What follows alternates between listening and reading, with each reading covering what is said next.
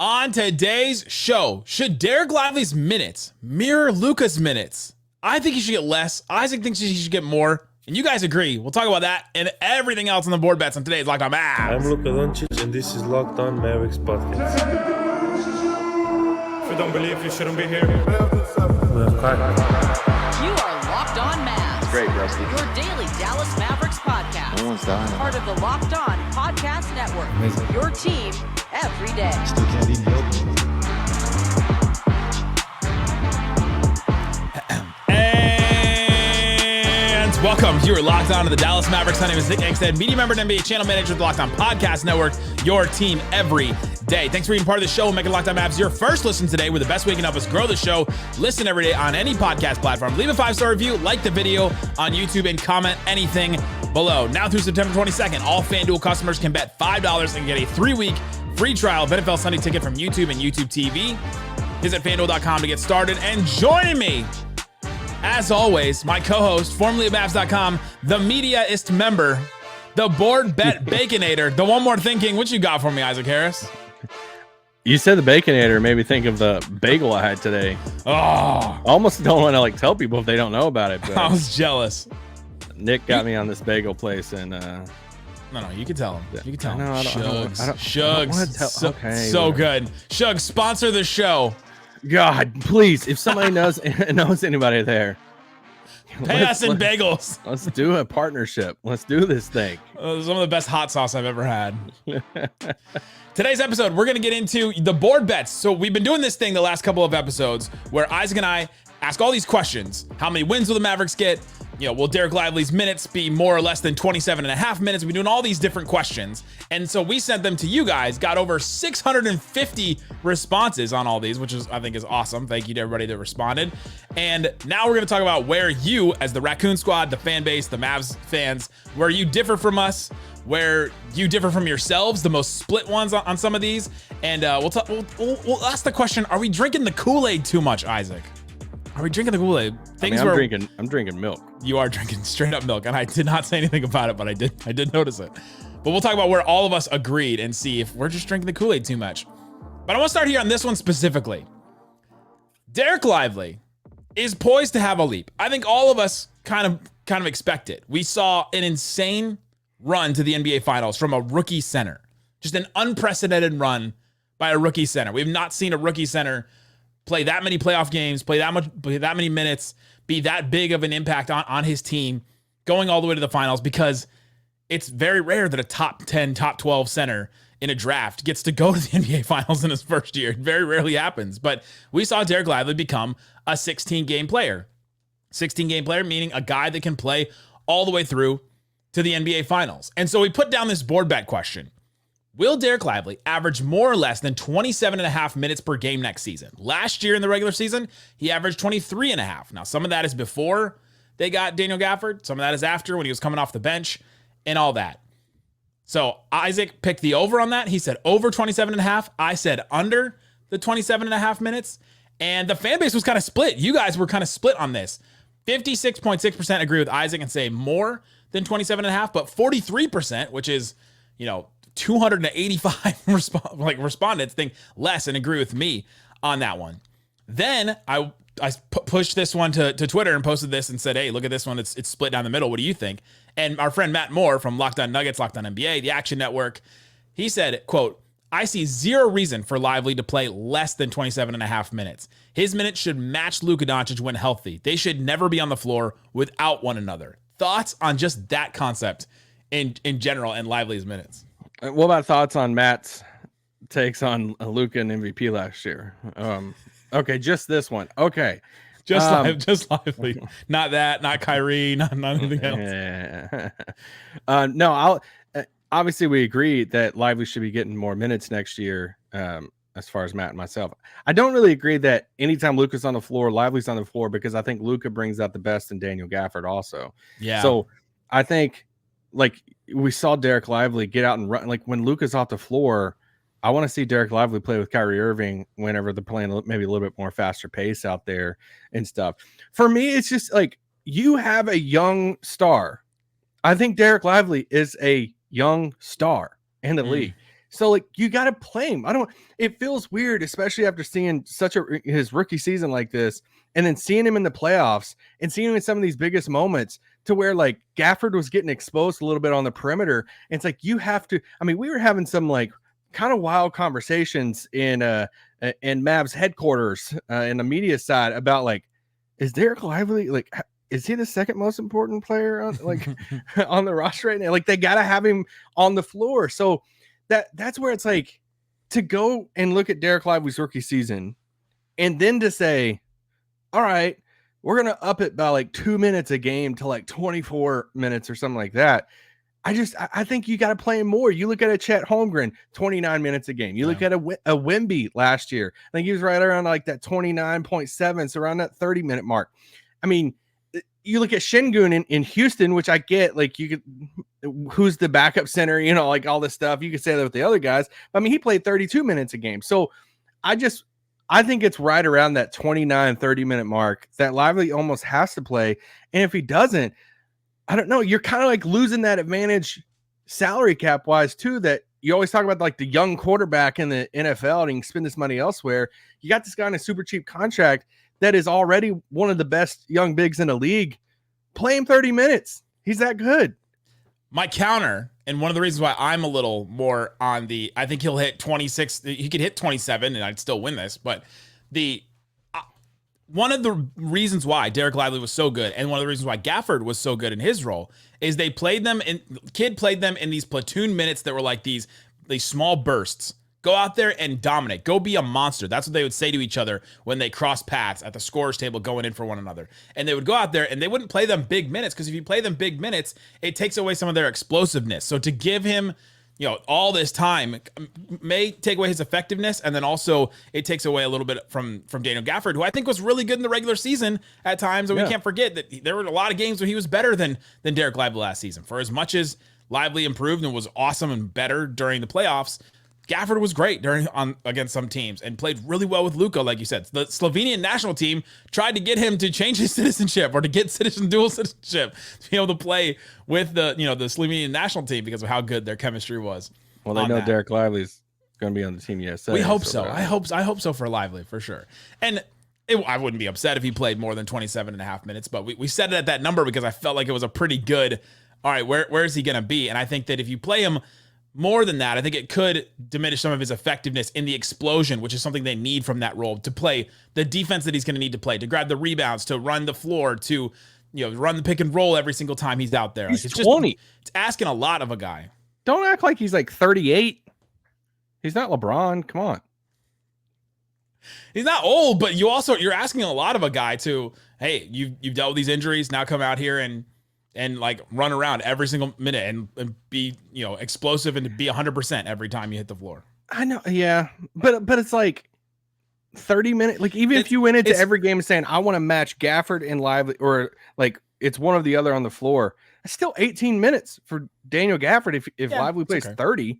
So it's not like where it's like, hey, we want to play 36. That's my reasoning for Kidd to play him a little less. That's what I think he could look at it as, because that's how they used him last year. Well, I'm sorry you thought he should play more. Play less. I think you were going on year 3 of that drop. That was the first year of Reggie Bullock, that drop.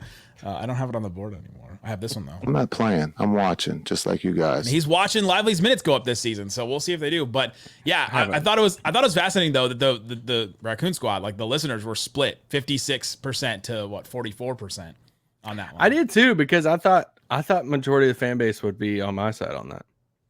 Like just like because we've been drinking the Lively Kool-Aid all summer, and it feels like, yeah, you can't say anything wrong about Dereck Lively right now. And you can't say anything too lofty either about him. Like I put out a poll a couple weeks ago where it was like, what's Lively's ceiling? And like I think the majority said he could be an all defensive player and an all NBA player. Like, that is lofty. I mean, that is up there. Sign me up. So yeah, that's the first one we'll talk about. We'll talk about next.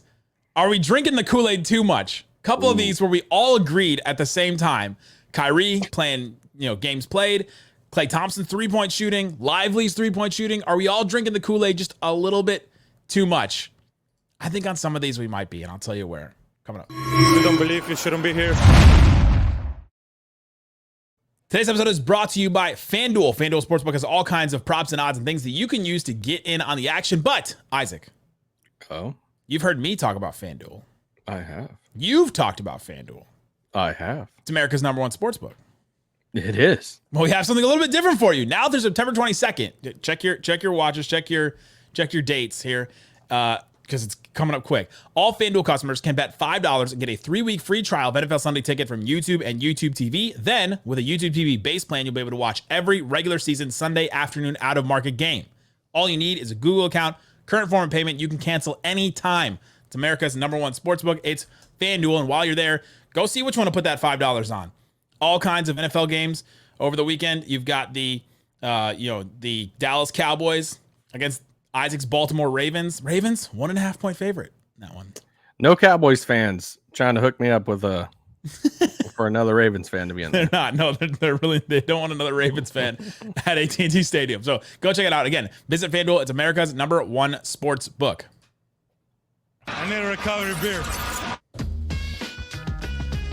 Thanks, everybody, for hanging out with us on Locked On Mavs, being part of the show, part of the Raccoon Squad, listening every day. Appreciate each and every one of you for checking out the show. If you want to support the show a little bit further, become a Mavs insider. Text the number 214-643-8637. You'll get a text from myself or Isaac. We're going to be doing extra content on there. If there's any Mavs news or rumors or anything, like today, there was a story that Brad Townsend wrote about why the Mavs are going to Vegas for training camp, and I sent some notes on it and sent some thoughts on there. You get text straight to your phone. Subscribe to become a Mavs insider. Click the link in the description on that one, and it helps support the show too. We'll be doing a ton of stuff with that during the season, so subscribe to that and help support the show further. Go further, Toyota.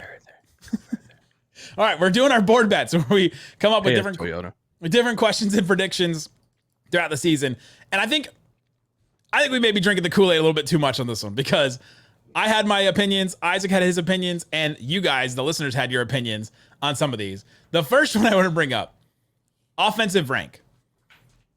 We did higher or lower than 2.5 ranked offense. So basically, if you go higher, you're thinking the Mavericks are going to be a top two offense. I thought we did it 3.5. We did top 3. Sorry. The wording was top 3. So if you're top 3, then you're above it. If you're lower, then you're 4th or below. 73% said higher, think that the Mavs will be in the top 3. You are on record saying that the Mavs will be the top the top offense this season. Are we drinking the Kool-Aid too much? I mean, I like Kool-Aid, so sure. I mean, I'm all in on this. Like, I've been all in on this. Do you have Kool-Aid in that? Do you got a Stanley? No, it says Locked On it. No. I'm a company man. I was like, look at you over there. There's Stanley. Cover your ears, kids. It is a giant ass cup. Let's go. This has been my thing. I think they're going to be a really, really good offense with the addition of Klay Thompson. And I think there's going to be times that we're watching this offense cook with Lively on the floor too, with those guys that we're saying, what does the other team do right now? I think we're going to see some post-game pressers to where the opposing team coach is sitting there post-game saying, I mean, they added one of the best shooters of all time with Kyrie and Luka, and then they have a young guy like Lively, going through the paint. What are you supposed to do out there? Like, yeah. So I could just foresee those quotes and stuff right now, and I just think, I'm all in on that. So I'll drink the Kool-Aid on that. I'm with you. I think you don't sound like it, Nick. I'm just tasting that Kool-Aid I just had. You also made a good point on the one more thing. It's a bonus episode that Isaac did the other day where you talked about Spencer Dinwiddie and how Spencer Dinwiddie adds to this, which this is a thing the Mavericks have not had since the last time they had Spencer Dinwiddie and Jalen Brunson. 3 guards that can dribble the ball, right? They just have not had this in a long time. When's the last time? It literally was Luka, Brunson, and Dinwiddie. The last time they had 3 guards like this that can credibly dribble, pass, and shoot at the same time. And the way that the Lakers use Dinwiddie, I think Dinwiddie is going to add a lot to this and just add a lot of like cohesion to the offense. All right, Luka or Kyrie sits, you still have 2 ball handlers out there at all times to run stuff around. And the last time the Mavs did that, they were really, really good. But man, I'm thinking if we're drinking the Kool-Aid too much, then the case is Boston is going to be just as good. Oklahoma City is going to be just as good. Indiana could be just as good or maybe better than they were last year even. I think the Clippers, who were 4th last year, they'll probably slide. Denver may slide on this one. They were 5th. Milwaukee was 6th. They could go, I don't know which direction they could go. New York with Julius Randle, I don't know where that one's going to go either way. Phoenix is probably going to rise. They were at 118. They were 9th last year. So there's a couple of candidates there, but the Mavs have a chance for sure. I don't think we're drinking the Kool-Aid too much on this. They do have a chance. Phoenix might release a press release about it. Dinwiddie, when I was mentioning Dinwiddie the other day and on that podcast, and I was saying, you look at the 28 games in LA last year, 33% of his offensive possessions were spot up shots. And you go and compare that to, and you can even look at his isolation possessions in LA last year, 8% of his offense possession isolation. So they didn't let him cook at all. No. So you go back to, a few years ago to where he's playing with Luka and Brunson, his top of his percentage, 29% pick and roll, 25% isolation, 20% spot up shots. So it shows you that Dallas was like, hey, we're going to kind of enable you and let you kind of do your thing, let you cook, let you run some offense and create and stuff, because that's what he's best at. And LA kind of just like, hey, we want you to spot up, which he did well. He shot over 40% from 3, but still. So that's why I'm kind of throwing the LA stuff out the door for Dinwiddie last year. You're throwing LA stuff? You discounting something that the Lakers did? I mean, I already have a Lakers doormat, so just keep on throwing everything else out the door. You know what I got to say? Let's start the season. Ball up top. Let's go. I'm ready. Yeah, let's do it. 3-point attempts was another one that all three of us were all in agreement. You, me, and Isaac. Higher or lower than 41.5? I was speaking to the listeners right there. I was like, interesting. 41.5 threes. The Raccoon Squad, 80% agree that the Mavs are going to shoot more than 41.5 threes. This one is pretty obvious. I think just adding Klay, you have the 2 top 3-point shooters by volume last year in like 2 of the 3 top ones in the NBA on the same team. I thought you were going to go the Kool-Aid route. I'm like, no, I'm okay. Drinking the Kool-Aid on that one. We're drinking. It's blue. It's great. It's refreshing. Get that wooden spoon out in the kitchen. And still a little gritty because you didn't stir it up all the way because you were too excited to drink it. You know what I mean? Like we're ready to go on this. So I'm with you on that. I don't think we're drinking the Kool-Aid too much on that one. That one's pretty easy. The one that we all agreed with almost the most, Mavs trades. We did over under 1.5. So basically, if you go over, you think the Mavs are going to do 2 or more trades on anything. Could be like a small trade. The rights to Ricky Sanchez for a 2nd-round pick, or whatever. 84.5% of listeners went under. We both went under and think the Mavs are going to do 1 or less trades. Is it just because we can't see which trades the Mavs could do right now, or are we drinking the Kool-Aid? This Mavs team is set. No, I mean, I thought that one was wild too, because I was kind of flip a coin on it when we picked.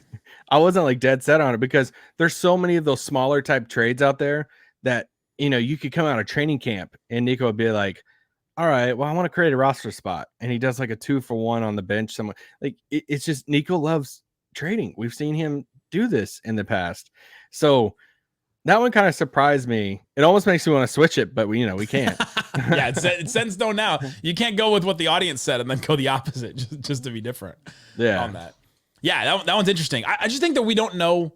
You can't see a trade because we feel so good about this roster, and I think this is a good thing. This is roster satisfaction number. We should send Nico this number and say, hey, 85% of our audience, at least for this, thinks that the Mavs are going to make less than 1 trade, and they're ravenous for trades. Always want trades. Just wait till the Mavs lose their first game, and it's on social media. And are wanting to trade everybody. I am curious who's going to be the scapegoat guy on this team. There's always one. It became Grant Williams. It was, it's Dwight Powell for years. Who's going to be that one? Tim Hardaway. Who's going to be that guy? Dwight. Again? No. Not with the new hair, man. No, I think it would be PJ or Klay. Yeah, if Klay comes out disappointing, or if Klay or PJ goes back to shooting corner threes like he did last year. Lively maybe doesn't take a leap. I don't know how Lively could be the scapegoat. No. He's got his I almost put Lively underneath like a Luka. His Q rating is just way too high. Yeah. Coming up, let's talk about Kyrie because we all think he's going to play more games than he did last year. But will he? What about Klay's shooting? We'll talk about all that. Are we drinking the Kool-Aid and more? We'll talk about all that and more coming up. If you don't believe, you shouldn't be here. Shut it down! Let's go home! All right, Isaac, we're doing our board bets, our predictions for the Mavs season. We talked about Lively and his minutes and how many minutes he should play. And now we're talking about if we're drinking the Kool-Aid too much. Things where you and I and you guys, the listeners, all agreed on all fronts. Next one. Kyrie Irving games played. We did over under 58.5. He played 58 last year. I think he's going to play more than that this year. You and I both said over, being optimistic. Then the listeners, the Raccoon Squad, 67% said he's going to play more. So 2/3 of the audience thinks he's going to play more than that. Are we just being too optimistic on this? Should we pencil in that Kyrie's going to miss 20 games every year? I don't want to say that. I don't want. I just don't. Like, no, we're not being too optimistic because it's going to happen. Did you see his Anta shoes that have 3 sets of laces on them? Yeah, I like a lot of the Anta stuff that's coming out. That shoe without all the laces, one set of laces, I thought was good. It's like a lifestyle, like walk around shoe. It's great. Yeah, Klay's shoe. Okay, you looks in? Pretty good. Looks pretty good. I won't wear it, but it looks good. You know the Mavs have 4 signature shoes on the same team with Luka, Kyrie, Dinwiddie, and Klay. So Dante DiVincenzo has a signature shoe now, and so we gotta hold that a little lightly on the signature shoe front. If you have a signature shoe with, I mean, his is with Anta, so I get it. But it's when people are like, "Hey, this guy's got a signature shoe," with like Shoe Carnival, and it's whoa, and it's like, whoa, okay, are we really counting these signature shoes now? Shoe Carnival. Yeah, I think we're all being optimistic and we're all being hopeful, and I think that this is a good one. This is good Kool-Aid. Yeah. This is like we're all sitting together, kumbaya. Like, are we really? I mean, I'm not going to stand and be like, yeah, it's under. It is just a thing though that Kyrie does miss games. Like he misses a bunch of games, and it just happens. And so I think we got to expect it. But next question. Klay Thompson, 3-point shooting. Over under 39.5. Is he going to shoot 40% this year, basically? I don't even care what you say. I'm just saying over. You and I both said over. The audience, 84%. Are you surprised that 16% said he's going to shoot under, that they're down on Klay? I mean, you probably have some Warriors followers that follow you on Twitter that just went through the survey. I'm going to sabotage this survey. You were really worried about sabotaging on this survey. I was. Because, you got a lot of national people follow you. You're big time. Nah. But I am pretty confident in this one, though. Nobody put for wins less than I think 47. Good, smart people. So nobody. I don't think anyone came in here to sabotage, and that was a required question. So I don't think anyone came in to sabotage. If they did, they would have put 41 or under. 41 and under. All right, that's true. But yeah, the Klay 3-point shooting. I gave the number last week is that his unguarded catch and shoot numbers last year. He shot 38% last year. The year before that, he shot 50%. Like, if that number goes back to normal this year, then he's shooting 40% from 3. It just is happening. Yeah, for sure. Klay's 3-point makes in a game, like per game. How many games is he going to have 5 or more 3-pointers made in a game? We did the over under at 25.5. I said over. You said over. The squad said 86% said he's going to do over.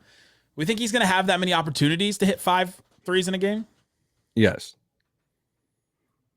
I'm not worried about Klay Thompson 3-point attempts at all. Makes. Well, you said opportunities, so I'm taking that as like attempts. So yeah, I think he's going to. I would like to see. He was their second option on the Warriors last year. Yeah. Okay. That doesn't change. That doesn't change anything about the opportunities. You're forgetting about Jonathan Kuminga. He likes to get up shots, pods.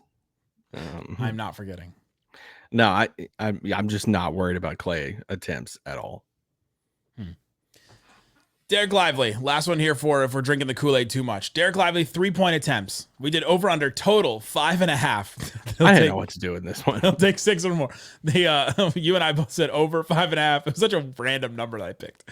73% of you guys said that he would take over, basically 6 or more threes for the whole season. Yeah. He shot 2 in the regular season last year. So that's a tough one, but we'll see. You want him to take more? How many threes do you want him to take? That's a question I'm going to ask him on media day. So he's going to say he's going to say all of them. He's going to say he's ready. He's going to say he wants them because that's what he did last year. How many threes do you want to take this year? Yeah, I'm ready to take them all. Whatever they give me, whatever they drop from. I hope that they drop some. I hope that it's against like one of the first games against the Suns or the Timberwolves or something. Nobody's expecting it. And all of a sudden, Lively's just open in the corner. Like, what is happening? Yep. I'm excited for that one. Where the fan base was split the most, I feel like these were really interesting. Oh, sign me up. Let's go. Klay's fourth quarter minutes. The most split down the middle that the fan base was. We did over under 7.5 minutes. Last year, he averaged 7.7 minutes a game. 600 plus responses. And what was the percentages? 50.5% to 49.5%. 50.5% said more. So it was like a couple responses different. So that's awesome. Split right down the middle, which is wild. But yeah, Klay's fourth quarter minutes. Basically, is he going to close games or not? I found that a lot of Mavs fans are really split on Klay. I think it's split on Klay in a lot of ways. Because we talked about how it could be because the Mavs have closed teams out. And so he doesn't have to play late in games. Talked about how it could be because they want to go defense first late in games and go with dirty work wings. And so then they go with Najee or Quinn Grimes or somebody. There's a lot of wings. There's a lot of reasons. This sounds like a wing like flavor at a wing place.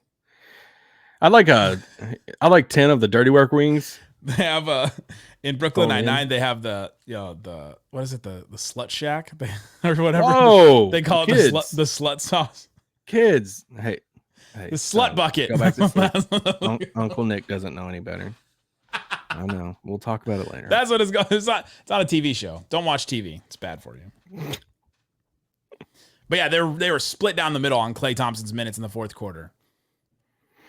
Yeah, it's fascinating to me because just like I would say the context of like how many minutes players play. Like you said it on the podcast the other day that Kyrie was at 9.8, which is a ton for fourth quarter minutes. Yeah. Because I think Luka was under 9, but not too much, I don't think. But it was like 8.9. PJ was at like 9 something.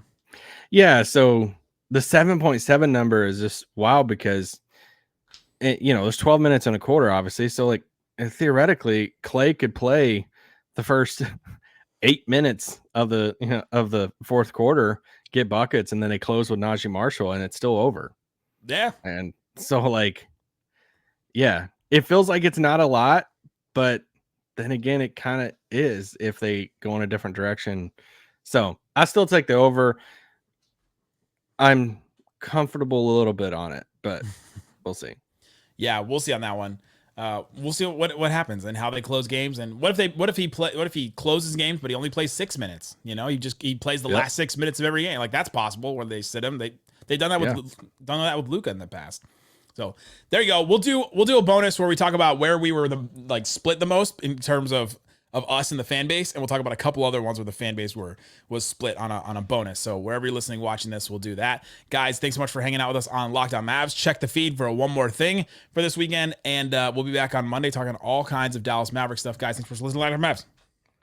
Peace. Boom.